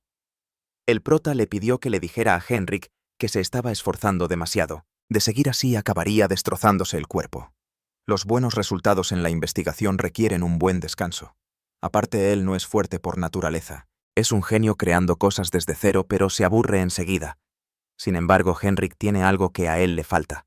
Es capaz de, partiendo de una sola idea, desarrollarla hasta 100 o incluso 200. Francamente, es un hombre asombroso. Después de decir esto, el protagonista soltó una risa para darle ánimos. Y ahora Yanni, mientras observaba cómo ponían el cuerpo de su amo en el carro, le dijo en su mente que ya era hora de volver a casa.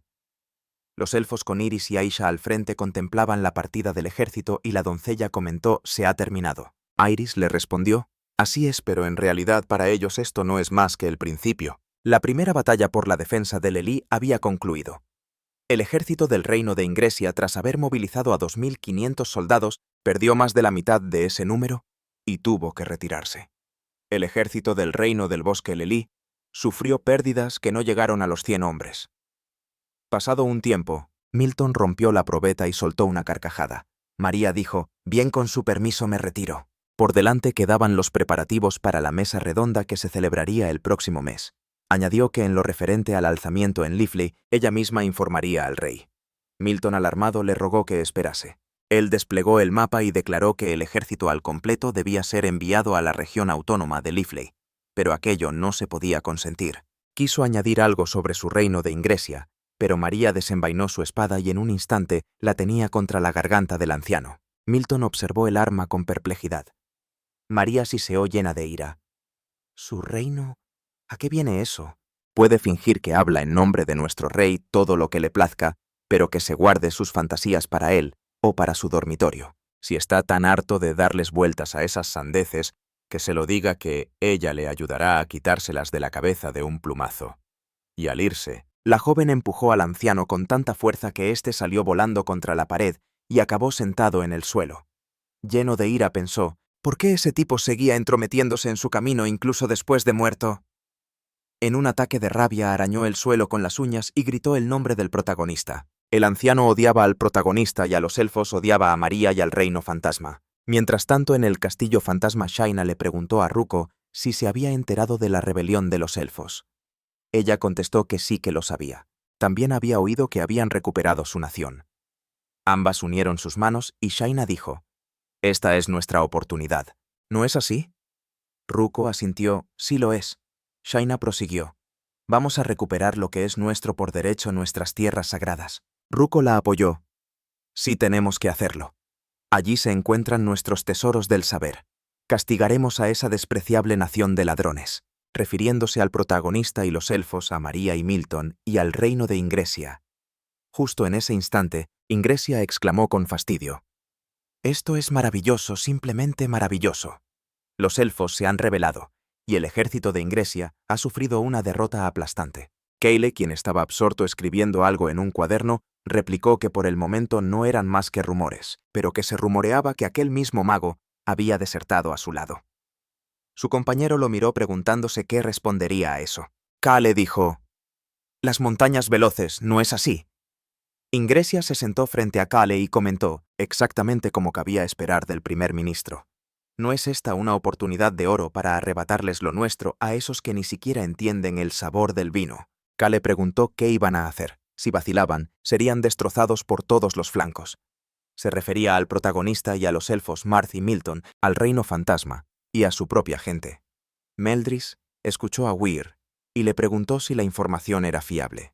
Ella le aseguró que sí, que estaba verificada por varias fuentes y que no cabía error posible. Meldrus soltó una risita y dijo: «Esto se está poniendo cada vez más interesante. ¿Y bien, qué crees que harán los elfos ahora?». Wea le respondió: «Una tierra y un rey no conforman un estado. Sin su gente no es más que una cáscara vacía. Lo más probable es que intenten rescatar a los elfos cautivos». Él le preguntó: «¿Y cómo lo harán?». Ella contestó: «Atacarán los campamentos de prisioneros. Como siempre sucede, un país sin recursos siempre gravita hacia las minas, lo que significa que están en algún lugar cercano a ellas». Con esto Meldris sabía que habían llegado al meollo de la cuestión. Bujirá habló con precisión. Miró a su maestro y continuó: «Si yo fuera una gran maga del infierno, habría logrado el regreso de la gente y la captura de sus recursos en una sola operación». Meldrus la miró detenidamente y reconoció que era una respuesta excelente digna de una futura señora de las bestias. «Entonces comprendes lo que nuestro país debe hacer». Ella respondió: «Aprovechar su ataque y reconquistar la mina de Mithil». El señor de las bestias se rió y exclamó: «Excelente, entonces ve y observa ese país con tus propios ojos. Ya puedes marcharte». Uría le respondió sin dudar que lo había entendido, y en un abrir y cerrar de ojos desapareció. Meldris se preguntó si los elfos serían dignos de luchar a su lado, y de no ser así, ¿en qué acabaría todo aquello? Al día siguiente comenzó la restauración de la ciudad de Lely. Todos los residentes trabajaron sin descanso, reconstruyendo la zona destruida y replantando los árboles quemados. El trabajo era alegre a la par que meticuloso. Al anochecer, Iris caminaba por el perímetro del asentamiento, mirando constantemente hacia atrás como si estuviera buscando a alguien. Finalmente escuchó la voz de Hel. Él le dijo que después de todo, estuviera donde estuviera, se la veía enseguida. Ella protestó diciendo que eso era de mala educación, pues no sabía dónde estaba él y por eso lo estaba buscando. El protagonista estaba sentado en el borde de la muralla con un libro entre las manos, en cuya lectura estaba completamente absorto. Le comentó que su ubicación era fácil de rastrear por el rastro del hechizo. ¿Cómo es que sabía que estaba aquí? Iris le explicó que las ancianas del lugar habían visto humo de cigarrillo. Eso fue lo que le contaron. Se supone que es un fantasma, pero no para de dejarse ver por todo el mundo. El protagonista replicó que cuando está en su forma espiritual es bastante incómodo sujetar los libros. Iris dijo: «Ya veo». Luego exclamó indignada: «Has vuelto a robar algo de la bóveda real sin permiso». El protagonista puso cara de sorpresa y soltó un gritito. La gobernante se rió y le dijo: «Ah, bueno, no tiene importancia». Lo llamó por su nombre y le entregó un paquete. Le dijo que era su ración para pasar la noche. Era todo lo que había podido preparar por el momento. El paquete contenía 2 trozos de pan. El protagonista murmuró: «Es más que suficiente. Pero siendo un fantasma, ¿cómo se supone que puede comer comida normal?». Iris se dio cuenta de su error. «Ah, es verdad. Pero entonces, ¿qué debe hacer? Aún no ha comido nada. Podría morirse de hambre». Él comentó con indiferencia: «Bueno, ya estoy muerto». Ella le preguntó perpleja: «¿Entonces qué comen los fantasmas?». «Solo aire», respondió el protagonista. «Eso es lo que suelen decir de los inmortales». Se quedó mirando fijamente el trozo de pan y añadió: «En fin, todo se aprende con la experiencia. Si no puedo comer, pues tendré que aceptarlo y punto». Aunque todavía estaba un poco ofendido, el prota suspiró con resignación y diciendo: «Venga, va», le dio un mordisco. Tras tragar, miró a Iris completamente sorprendido. Ella lo observaba con nerviosismo. Él exclamó: «¿Pero qué es esto? Está buenísimo». Y en un abrir y cerrar de ojos, devoró el trozo entero. Su alegría no tenía límites. Vaya, resulta que sí podía comer. Era la primera vez que probaba la comida de los elfos, y encima en un cuerpo fantasmal nada menos. La acidez del pan negro combinaba a la perfección con las habas y bellotas asadas, y el queso no estaba nada mal. Quizás la comida era más sencilla que las raciones del ejército de Ingresia, pero aún así era excelente. Iris, algo avergonzada, le pidió que la disculpara por la sencillez de la comida. No era como en el campo de batalla, suspiró y añadió: «Los oficiales de las llanuras del grano suelen tener muy poco tacto. Él siempre ha sido así». La regente le ofreció un plato de comida y le animó a probar la sopa de habas. El prota se disculpó con ella, pero le aseguró que no mentía. Estaba deliciosa. Sorbiendo la sopa, se rió y dijo: «Al fin y al cabo ya estoy muerto.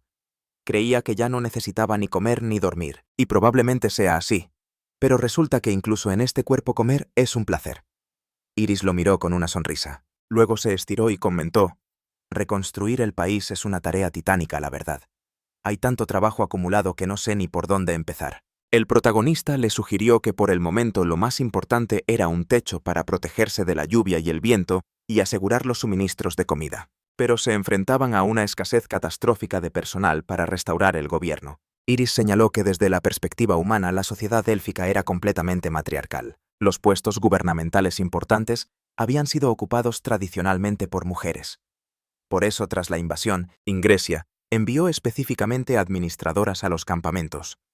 Ahora el puesto de canciller interina lo ha asumido una antigua gobernadora de uno de los distritos que consiguió escapar. Es de las pocas que tiene experiencia real en labores administrativas. El protagonista comentó: los otros vejestorios solo saben gritar guerra contra Ingresia y poco más. Iris sonrió y apuntó: es cierto. Aunque en parte los entiendo, añadió con tristeza. No queda ni uno solo de ellos que no haya perdido un hijo o una hija. Es una situación que afecta a todos los elfos. El prota hizo una pausa y luego dijo: incluso si deciden atacar, la defensa y el ataque son dos cosas completamente distintas. La guerra no consiste únicamente en reunir soldados y dirigirlos. Se necesita reparación de equipos, construcción de caminos, medicinas, sanidad, fuerzas del orden, tribunales, templos. Hay tanta infraestructura necesaria que es imposible enumerarla toda. En esencia es como trasladar una ciudad entera. Y eso sin contar que la comida y el agua no solo las consumen los soldados durante el trayecto. Cuanto más lejos está el objetivo, más personal de logística se necesita, y esa gente también come y bebe y todo debe entregarse sin interrupción día tras día. Dar la orden de atacar es lo más fácil, pero cada uno de esos asuntos debe resolverse con eficacia, y es precisamente por eso que se necesitan cientos de personas para gestionarlo. Si el propio país carece de gente, es totalmente inviable. Pero si nos centramos solo en los suministros, hay una solución muy sencilla. Iris le preguntó sorprendida. De verdad él soltó una risa socarrona y maliciosa y dijo con voz áspera: solo tenemos que saquear. Coger todo lo que encontremos por el camino. Primero que saquee las aldeas, después las ciudades, que arrase con todo a su paso y se alimente de lo que capture, añadió él con voz más calmada. Pero es muy poco probable que acepte eso. Iris, avergonzada, bajó la mirada al suelo, continuó él. Por tanto, primero se centrarán en la reconstrucción y en la formación de personal. Tienen tierras y un rey, pero no tienen pueblo. Ya no es un estado, señaló Iris. Eso mismo decía un tal rey piadoso llamado Haley. Una buena frase. El prota la miró sorprendido y respondió que en su opinión eso sonaba a una excusa para el saqueo. Hace 500 años, supuestamente reunió un ejército descomunal y casi conquistó el continente entero en medio del fragor de la guerra. Y vaya misericordia que fue esa. Me pregunto quién de entre los elfos lo habrá visto de niño. Al fin y al cabo son muy longevos. Iris dijo que era improbable. Incluso los más ancianos apenas vivían 300 años. Hizo una pausa, se apartó el pelo de la frente y continuó. Da igual si fue un villano o un salvador, es poco probable que los que vivimos tanto después podamos entenderlo. Ellos mismos no saben lo que les espera, dijo el protagonista. Según los registros actuales parece que fue un verdugo histórico. Es simplemente cómo han quedado las cosas, exclamó Iris. Pero eso no significa que todo sea correcto. No, no lo es, replicó el protagonista. Por cierto, ¿qué ha pasado con las muñecas capturadas?, respondió la princesa con tristeza. Enterraron con honores los cuerpos de los que estaban dentro, y los armazones de las muñecas los van a desmantelar, y se usarán como recursos. Entiendo, dijo el protagonista. Le pidió a Iris que le guardara un par de piezas. Tenía planes para su uso futuro. Iris aceptó su petición. Lo entendía. En ese preciso instante, Aisha se acercó a ellos y le comunicó a su señora que había regresado. Iris, rebosante de alegría, corrió a abrazarla. Le preguntó a la asombrada sirvienta si todos estaban a salvo. Aisha respondió: sí, todo está bien. Tiempo después, cuando los aliados se hubieron reunido en el cuartel general, Aisha desplegó un mapa topográfico y le dijo a su señora que por orden suya había estado recopilando información a través de Ragnus y de ahí hasta Grusana, por los alrededores de Kielki. La mina de Mithil seguía ocupada por las fuerzas de Ingres. También confirmó que en los campamentos retenían a numerosos elfos como mano de obra. El protagonista comentó pensativo, algo que parecía coincidir con los planes que ya tenía desde su estancia en el reino de Ingres. Se giró hacia Iris y comentó que los representantes de los países se reunirían pronto para una conferencia internacional. Para entonces, quería formalizar Lely como un estado de pleno derecho. Se necesitaba el reconocimiento como entidad comercial. El país de Ingres controlaba intereses clave en varios lugares, pero ninguna de las naciones había sido todavía anexionada por completo o convertida en un títere. Por lo tanto, el socio más adecuado para las negociaciones iniciales sería Grana, que también es un estado no humano. Casualmente ya habían discutido las opciones ofensivas. Iris reflexionó pensativa. Sí estaban hablando de un robo a gran escala. El prota continuó. Pero había otra opción, una que no requería grandes gastos humanos y materiales. Iris le preguntó con curiosidad. ¿Y cuál sería? Helt dijo que simplemente no lanzar ninguna ofensiva. La gobernante comentó con irritación. Una respuesta muy astuta. Diplomacia en lugar de un ataque. El protagonista respondió. Sí recurriremos a la diplomacia. A la vez que salvamos a los elfos, también reclamaremos la mina. Esto sería un buen regalo para Grusana al establecer relaciones. La diplomacia permite alcanzar los objetivos sin necesidad de lanzar una invasión a gran escala. Pero hay un detalle. En la diplomacia un elemento es crucial. ¿Quién habla y quién ofrece las garantías? En este caso, debía ser Iris. La muchacha lo miró con asombro y concentración. Él continuó explicando que para que ella desempeñara el papel principal, tendría que ir allí personalmente. Pero si ella como gobernante abandonaba la fortaleza, eso conllevaba sus propios riesgos. Sin dudarlo, Iris dio la orden de prepararlo todo. Añadió que el país de Ingresia no podría actuar en el futuro cercano. Para no levantar sospechas, viajarían solos con Aisha Tao y un grupo reducido. La doncella se sorprendió mucho con esta decisión y exclamó, ¿ella también viene?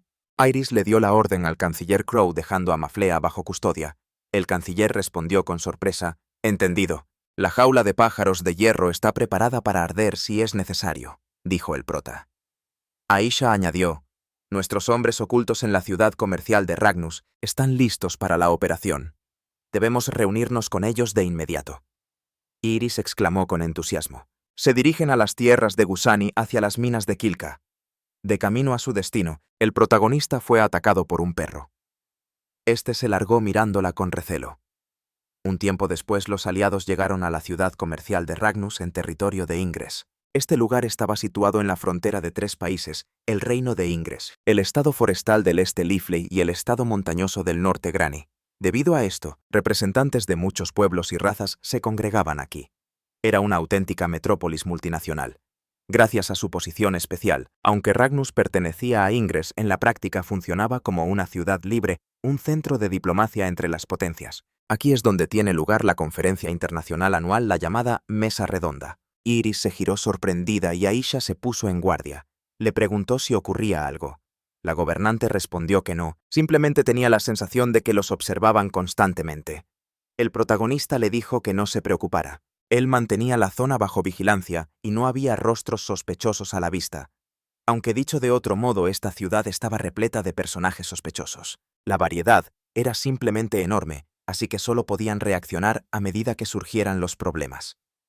Iris se rió entre dientes y dijo, «Bien dicho». En ese momento, desde la esquina de una de las casas, Weiria murmuró, «Los estoy viendo. Aunque la gobernante se esconda, no escapará de mi mirada». La princesa Iris y el pelirrojo a su lado, como era de esperar, son ellos mismos. Se preguntó hacia dónde se dirigían. Al cabo de un rato, los aliados llegaron a la casa. Aisha, después de mirar a su alrededor, les dijo a sus camaradas que la siguieran. Llamó con cuidado a la pequeña ventana. Cuando se abrió, la doncella dijo las contraseñas. Que las orejas ocultas bajo las hojas lleven nuestras palabras. En respuesta, el guardia dijo, «A Iris le gustan mayores».